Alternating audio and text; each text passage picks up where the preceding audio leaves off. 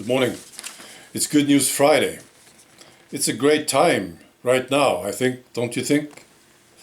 Because now the truth is now slowly coming out to the people, all those people who believed in the shot and the whole setup. It was fantastic, right? And now they are getting pieces of information and they are starting to wonder. They are becoming doubtful, you see.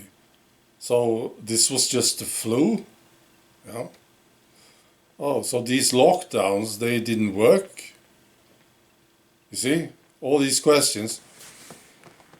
And you can't stop it. It's like a river. Because it's the truth, you can't stop it. And for me personally, it's great because now I can tell people that I was right. This is how I work.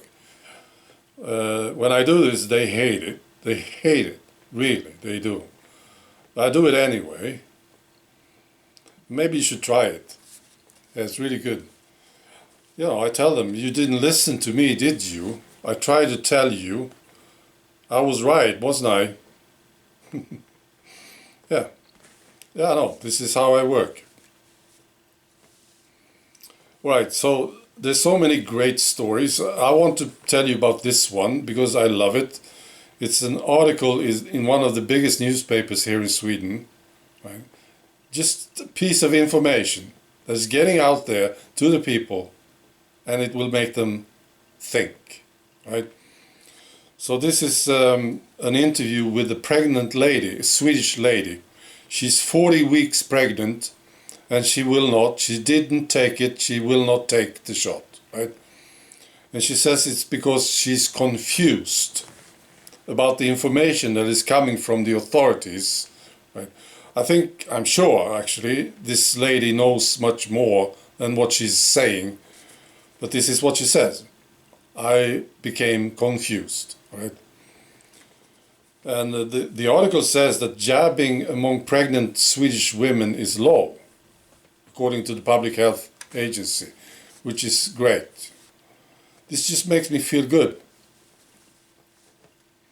All right, so about this confusion, yeah, she gives some examples, like this one. There's no risk for pregnant women and children taking the shot. No risk, according to the authorities. However, we have a number of pregnant women in intensive care after taking the shot. And we have occasional deaths for pregnant women. Yeah, I can see how this is confusing. Yeah. And there's also this. They say that there are no risks, but at the same time, there are no approved jabs for children under the age of 12. That's a bit confusing, isn't it? And she says, how do they reason? Why is it okay for children to receive it through the body? Yeah. Yeah, she says, we do not want to go down in history as those who experimented with their children. This is a great lady. Yeah. And the final example. The authorities, they say, well, we don't know really what's in it, the needle, but there's no risk. No. At the same time, the National Food Administration advises pregnant women not to drink fennel tea because they don't know much about it. That's a great story. Yeah. All right. I just have to tell you this as well. This story about Boris Johnson and Joe Biden. Well, you know, many of you know this already. I just think it's fantastic. So, Boris Johnson from the UK, he came to the White House, to the Oval Office, and he was sitting there. And then he answered questions from reporters, you see. And the United States reporters, they were watching this, how the reporters asked Boris Johnson questions, and he answered them. So then when they were done, the US reporters, they wanted to ask questions to Joe Biden. And then they were escorted out. Right? And they were very, very sad about this. This is a sad bunch of people. These people, these reporters in the United States. And I think now they are extra sad. I think they know why they are not allowed to ask any questions to Biden. I'm pretty sure they know. But they want to do it anyway, right? And we know exactly why, don't we? Because this guy Biden is a senile guy. Yeah.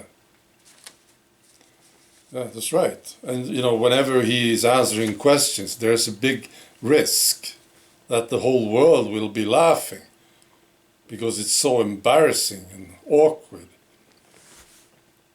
Yeah. So I think they know, the US reporters, yeah. But still they complain about it. They don't think it's fair, you see. Why are the British reporters allowed to ask questions to Boris and we are not? Right? So they complained to the White House press secretary, Psaki, and she blamed Boris Johnson. This is priceless. Yeah. This is what she said. He called on individuals in the press without alerting us to that intention in advance. See? So I suppose what he should have done, Boris Johnson, before the meeting, he would tell the White House staff, you know, when the reporters are there, I will answer questions from them. Just so you know, right? So you understand this. I'll make it in writing, you know.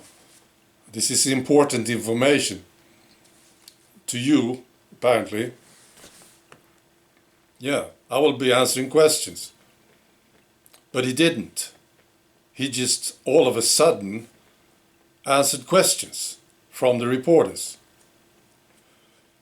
Yeah. And of course, this is the normal thing to do, isn't it? Yeah. You see this all the time, right? When presidents meet the press, they will get questions and then they answer them. But not the US president. No, no, no. Because this guy is senile. Yeah. And, you know, the establishment is protecting him from this because they don't want the embarrassment.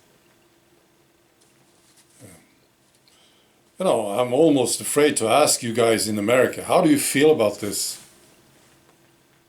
I really want to know this. How do you feel about this? You have a senile president. This is obvious.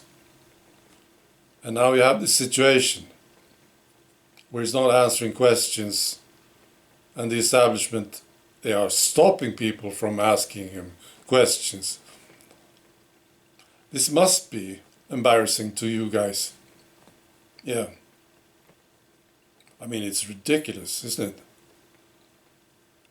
And again, well, you can do what I do. You can say, yeah, I told you so. Right? I tried to tell you about Joe Biden, but you didn't listen, did you? And now you have this. Yeah, you can do this. Yeah. I think it will make you feel better.